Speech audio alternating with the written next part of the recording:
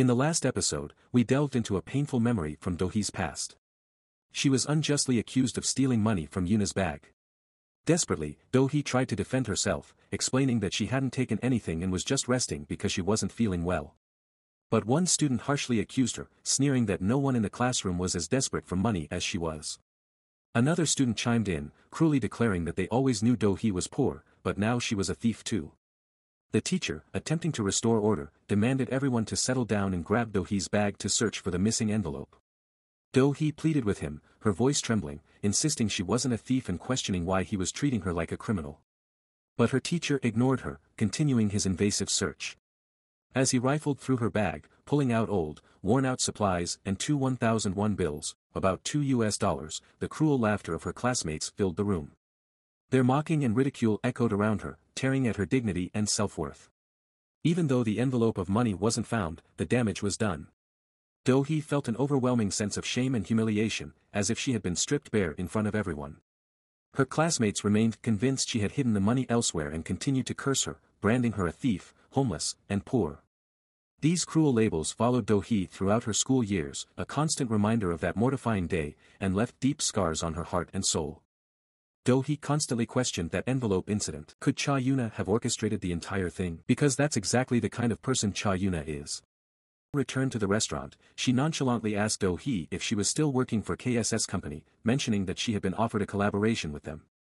Yuna revealed that when she inquired about Dohee to the person in charge, he confirmed they were colleagues, leaving her to ponder whether to accept the offer. Dohee, without hesitation, pointed out that people might think Yuna was stalking her, considering Yuna knew about her job at KSS without being told. She asserted they weren't on friendly enough terms to discuss such matters and suggested they simply ignore each other and stay out of each other's business. When Yuna returned to her table, her friends immediately started gossiping about Dohee and her company. Dohee felt a surge of irritation, wondering why everyone was so obsessed with her life. Just then, Jun Won walked over to Dohee and apologized for being late. Dohee accepted his apology and asked if they could go eat somewhere else. Jun Won agreed right away. At that moment, Yuna's friends recognized Jun Won and were shocked, incredulously thinking there was no way Dohee could be dating Jun Won. Yuna immediately confronts Jun Won, demanding to know why he hadn't returned any of her calls. Dohee, bewildered, wondered if Yuna somehow knew Jun Won. Yuna then bluntly asked if Jun Won was dating Dohee. With a cold expression, Jun Won retorted, questioning why he needed to answer any of her questions. Yuna burst into tears upon hearing this. Yuna's blonde-haired friend, Minji, shouted at Dohee, accusing her of going after Yuna's man. Dohee, utterly perplexed, asked for an explanation. Minji scoffed, telling Dohee to stop playing dumb. How could she date someone who was almost married to Yuna? Minji then dredged up the past, berating Dohee and accusing her of always stealing from Yuna, saying she was still doing the same thing. Yuna, with fake tears, tried to stop Minji, but Minji persisted, accusing Dohee of seducing Jun Won and causing him to break off the wedding.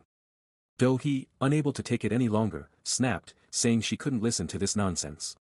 However, Jun Won intervened, stating he didn't know what was going on, but it was Yuna's fault the wedding was called off 2 years ago. He clarified that he had only recently met Dohee, so she had nothing to do with the wedding being called off. Most importantly, he emphasized that he and Dohee were not dating, they were just colleagues. Dohee felt a wave of numbness wash over her upon hearing that.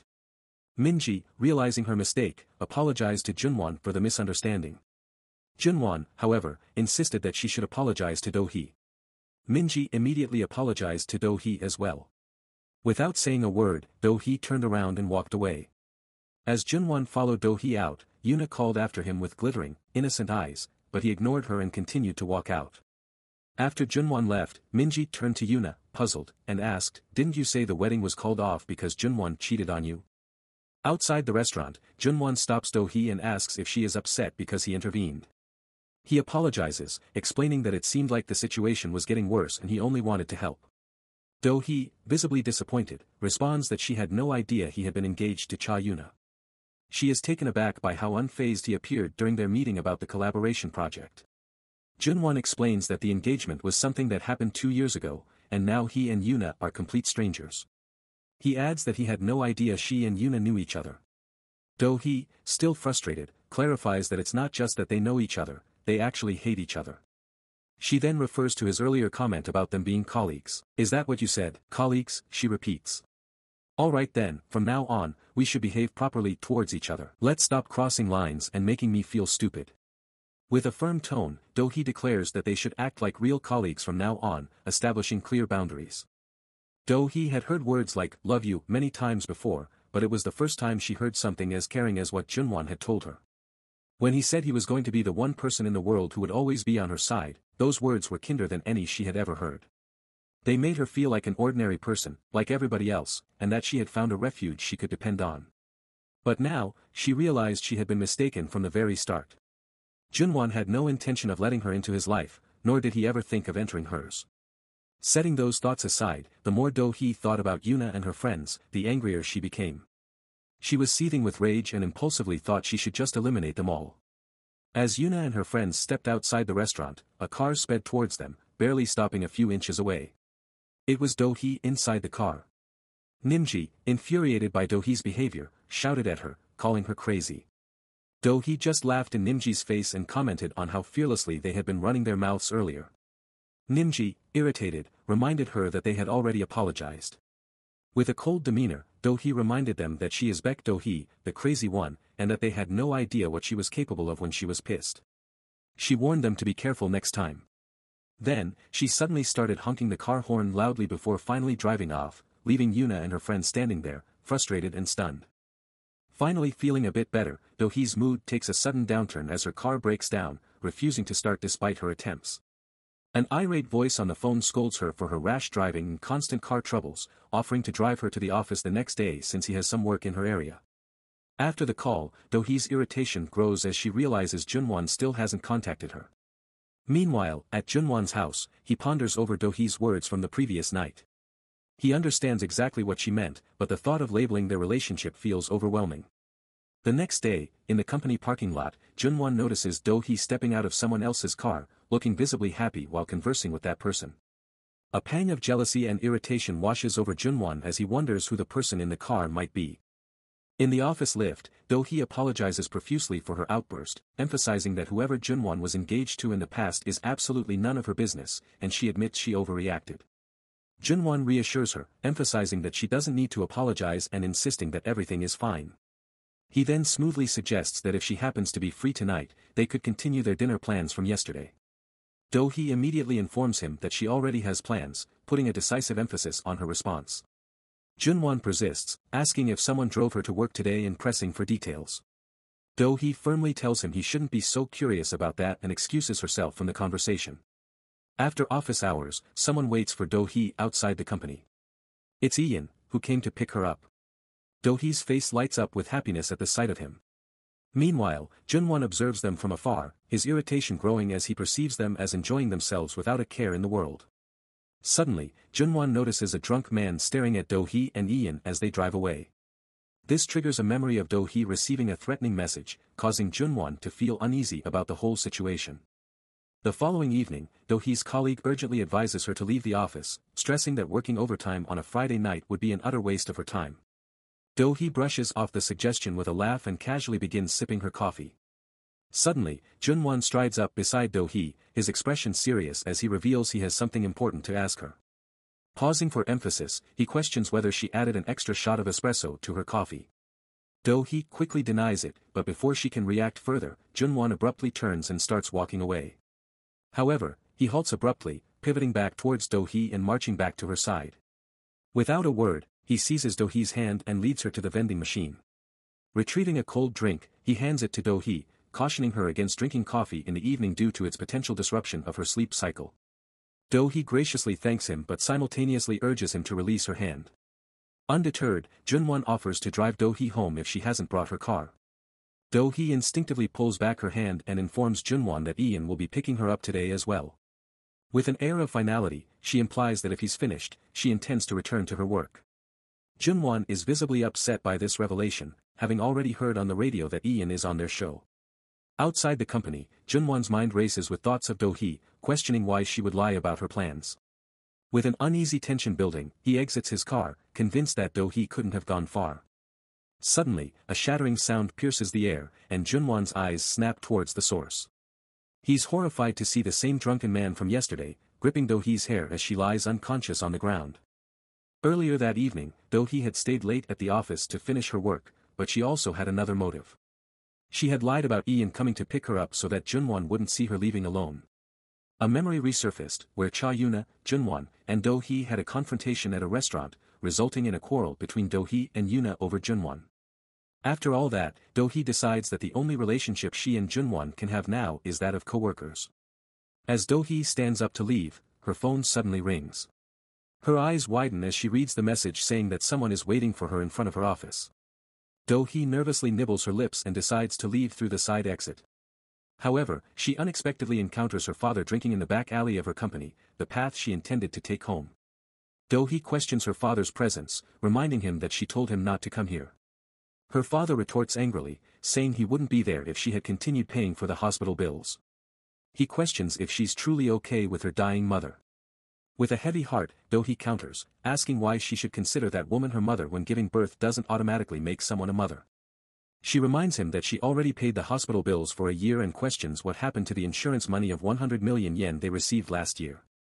Her father shouts at her, warning her not to talk back and insisting that if she paid for it once, she should continue to take care of it until she dies. Dohee comments bitterly that her father is right, she shouldn't have helped them, implying it would have been better if they had both just died. As Dohee's father advances angrily, a haunting memory of her childhood emerges, memories of his past abuse resurface, causing her to tremble in fear. Suddenly, with a deafening sound, Dohee collapses to the floor unconscious. Her father, unmoved, grabs her by the hair, chastising her for feigning unconsciousness when he hadn't even hit her. Stepping forward, Jun Won confronts Dohee's father, demanding to know why he's there. Swiftly, Jun Won swats away Dohee's father's hand and rushes to revive Dohee. Ignoring Jun Won's assistance, Dohee's father insists that it's a family matter and orders Jun Won to leave. Jun Won retaliates, accusing Dohee's father of threatening her with a soju bottle, rendering her unconscious, an act constituting attempted assault. Dohee's father sneers at Jun Won's attempt to intimidate him, brushing off his threats with arrogance. Thinking quickly, Jun Won pretends to call the police, causing Dohee's father to flee in panic. Once Dohee's father is gone, Jun Won tenderly carries her to his home, carefully tending to her injuries. Upon noticing a cracked watch on her wrist, he removes it, only to discover horrifying marks underneath. His shock turns to anguish as he realizes the extent of Dohee's suffering. Suddenly, Dohee grasps Jun Won's arm tightly, her sleep filled with anguish and desperation as she cries out for her mother, pleading not to be left alone. Jun Won's heart breaks as he witnesses her pain, vowing silently to protect her from further harm. Dohee's parents were terrifying figures in her life. Her stepfather inflicted physical abuse because she refused to call him dad, while her mother subjected her to starvation for minor infractions, like dropping a grain of rice. Despite their cruelty, they were still her family, and Dohee found solace in having a mother and stepfather. Then, on December 24th, Dohee's birthday, something surreal happened. Her mother, who had been screaming at her just the day before, and her stepfather, who had beaten her, woke her up with smiles. Holding on to their hands tightly, Dohee felt a rush of happiness as they planned to spend the day at the amusement park together. Under the sparkling sky illuminated by fireworks, Dohee's mother promised to buy her ice cream and left her waiting. But instead of her mother's return, it was the amusement park staff who approached Dohee. Overhearing their conversation about the possibility of her being abandoned by her parents, Dohee's world shattered. She cried out, desperately clinging to the belief that her parents would come back as promised. However, her voice failed her, and in that moment, everything changed. That day marked the beginning of Dohee's experience with time loops, trapping her in an endless cycle of events, forever reliving the trauma of abandonment and betrayal. Dohee found herself trapped in an unending cycle, forced to relive the same harrowing experiences day after day. Initially dismissing it as a terrifying nightmare, she desperately clung to her mother, pleading for her not to leave her alone. The dream felt disturbingly real, instilling in Dohee a profound fear of abandonment. Returning home only intensified Dohee's realization that this was no mere dream. She listened helplessly as her father erupted in shouts and accusations at her mother for not forsaking her. In a chilling moment before the time loop reset, Dohee bore witness to a horrific scene, her father violently striking her mother's head with a soju bottle. December 24th replayed endlessly, each repetition more unbearable than the last. Again and again, Dohee's attempts to shield her mother from harm only led to further despair, culminating in her mother's tragic demise. Desperate to escape the torment of this never-ending day, Dohee made the agonizing choice to abandon her mother, breaking free from the relentless cycle. It was as if the day itself had been waiting for her to make that choice, granting her release. But freedom came with a heavy burden. As Dohee pursued success relentlessly, believing it to be her only means of retaliation against her parents and the world, her loneliness deepened with each passing day. All she truly longed for was a warm, loving family, someone to love her and be loved in return. Yet, in the face of her haunting past, that simple desire remained agonizingly out of reach. Returning to the present, Dohee slowly opens her eyes, finding Jun Won standing before her. Instantly, she sits up, bombarding him with questions. How did he get there? Where were they, really?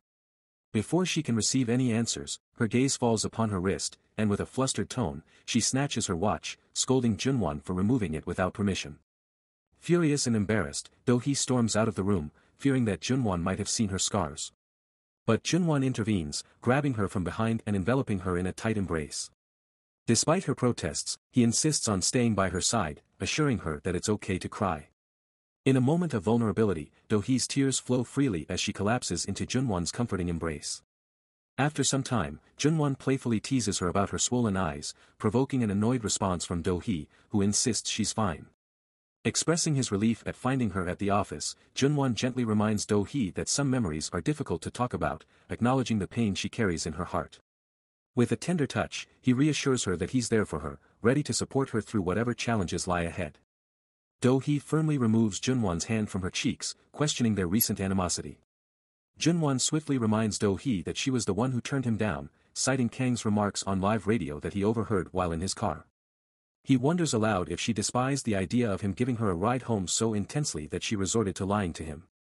Embarrassed, Dohee reluctantly confesses to her mistake, admitting that she now realizes it wasn't crossing any lines for a colleague to offer another colleague a ride home. Abruptly, she deflects the topic, feeling unsettled. With a knowing grin, Jun Won inches closer to Dohee, whispering in her ear. He reveals that she's the first colleague he's ever offered a ride home, never before invited to dinner after work, and the first person he's taken back to his place. His actions weren't simply because she's a colleague, but because she's herself. Feeling her heart quicken, Dohee confesses that getting to know Jun Won has left her feeling peculiar. She experiences sudden bouts of self-doubt and fluctuating emotions, feeling like a fool for her inner turmoil. Jun Won empathizes, acknowledging he feels the same way. Dohee continues, expressing that it feels as though something solid within her is crumbling, yet she finds herself strangely drawn to the sensation. Jun Won tenderly holds her, encouraging her to let herself unravel a little more in his embrace. Tears well up in Dohee's eyes once again, but this time, she smiles through them, affectionately chiding Jun Won for his heartfelt words. Suddenly, rain begins to pour, prompting Jun Won to suggest that Dohee should spend the night since it's raining. Dohee eyes him suspiciously, but Jun Won quickly reassures her that he has no hidden agenda, it's simply a genuine act of kindness. Reluctantly, Dohee agrees to stay the night but raises the concern that she has nothing to wear. Jun Won rummages through his wardrobe, searching for something suitable for Dohee. He emerges with just a t-shirt, admitting he doesn't have any pants that would fit her. Dohee scoffs at the idea of wearing only a t-shirt, remarking that she thought he said he had no ulterior motives. Jun Won playfully teases her, admitting that while he does have ulterior motives, they're not as impure as she imagines. Annoyed, Dohee agrees to wear the t-shirt and instructs Jun Won to find her something else quickly. Slamming the door to the washroom, she leaves Jun Won chuckling softly at her reaction.